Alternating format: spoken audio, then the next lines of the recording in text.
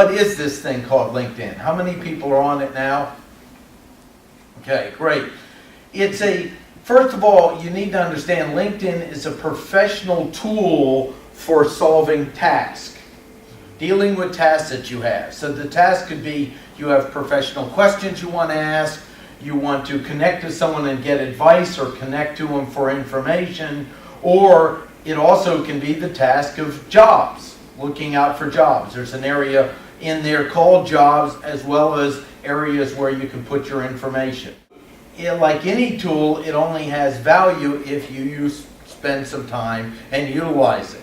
How do you utilize it? Well, utilizing it could mean using the questions and answers area, which is also very important if you have someone like yourself who's a programmer, where standing up in front of a group isn't the first thing you think of, but you can be of real value and contribution in the questions and answers. My advice in there is be sure to keep, if you have a critical sense of humor, keep that at bay there, because in the words it might not look so good.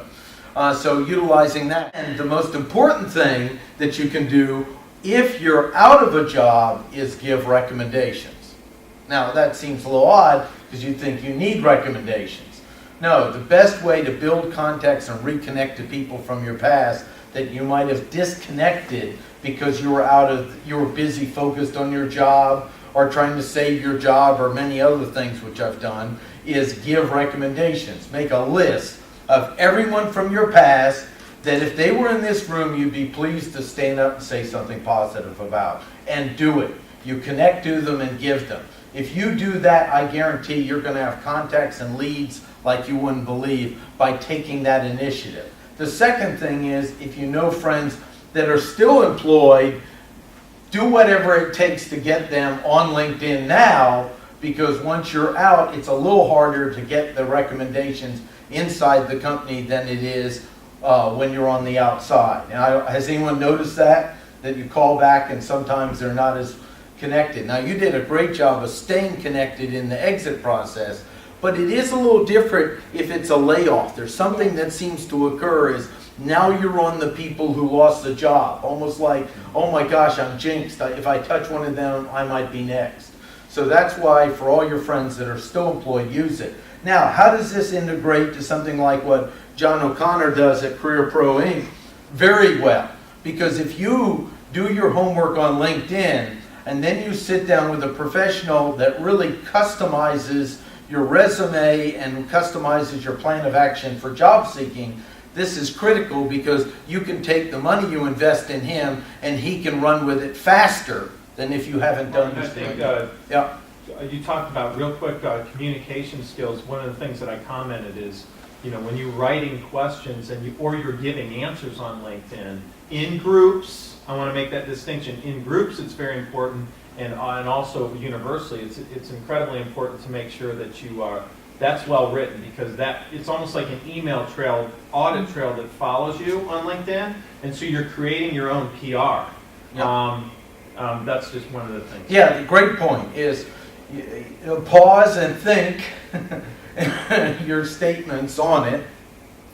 You don't have to have perfect prose, but it needs to be correct and it needs to be without typos and stuff like that. So that's real important.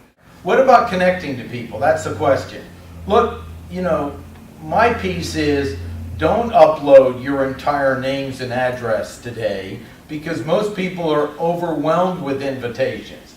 You lead by giving recommendations. If I connected to you and we haven't talked in 5 years, and I say, we worked at IBM and I would love to give you a recommendation, you were the best field manager I ever worked with, then you'll want my interruption. It's an asset. You'll want to connect to me. Versus just getting this one more little email spam saying, please connect to me, or hi, we haven't talked in 5 years. Would you give me a recommendation? I need it for jobs. So if you realize that when you're in transition, you have a lot more to give, as you discovered, than you realize, and one of them could be giving recommendations. Yeah, but there's another important piece in LinkedIn, and that is introductions. And LinkedIn has designed it so it has its own etiquette built in, where if I am connected to you, and you are connected to him, and I want to meet you, I first have to answer the question, how am I going to, I'm going to be interrupting you, and I'm going to be interrupting you, so I need to craft what I'm asking for that will enhance your relationship or something you'd be comfortable passing on, and then what would be of value to you when I'm doing that, and utilizing that, and using a group like this to creatively come up with ways, or of course with John, where you utilize the introductions, you have 5 ongoing, and you should be using 4 ongoingly all the time. Because if you aren't, you're not taking advantage of this. This is one more example. What was your position again at IBM? What were you doing? One of. The top position you held at IBM was? Internal auditor of IBM North America. Internal auditor of IBM. Okay. North America. North America, I get it. Anyone here Business? who a person like that at IBM would be of value for finding a job? Is there anyone here where that might be? Nope. Probably everyone. Okay, no, Yeah, I mean, just about no, I everyone. want to know. Okay, so someone, let's pick, who Lynn. might be? You? Okay, great. So tell me what you're looking for. Business development.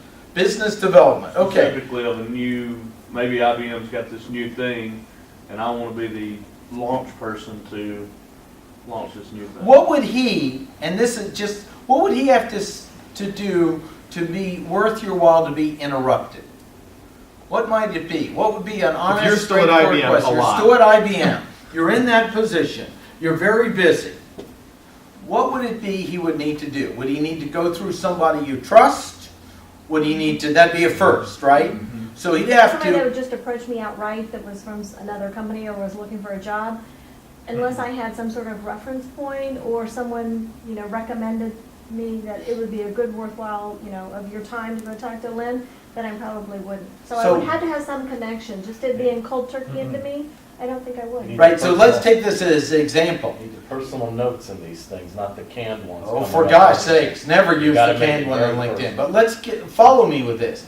So, he's kind of off the street, and he looks you up. What he needs to find out is who's around you that you trust, and see if any of those are people he can start building value and relationships with. So this is why this is a long game to work with, but an important game. So he might find, wow, I happen to know, she knows so-and-so that I worked with at Cisco, I need to call her up and say, look, you haven't talked to me in a while, I'm job hunting, how can we sit down for lunch and meet? And then what he has to do is build the trust of that person and find out, what do you need to know to be able to possibly recommend me, or would you be comfortable with it? With that, now we've built the relationship here, so they go, you know what, I had lunch with so-and-so, he's looking, I used to know him at Cisco, I think he could be of value, let me know. You see how that worked on and off the web? So this is why it's so important for you to be building good connections and investing in them, so when you utilize them, they might be an extra step.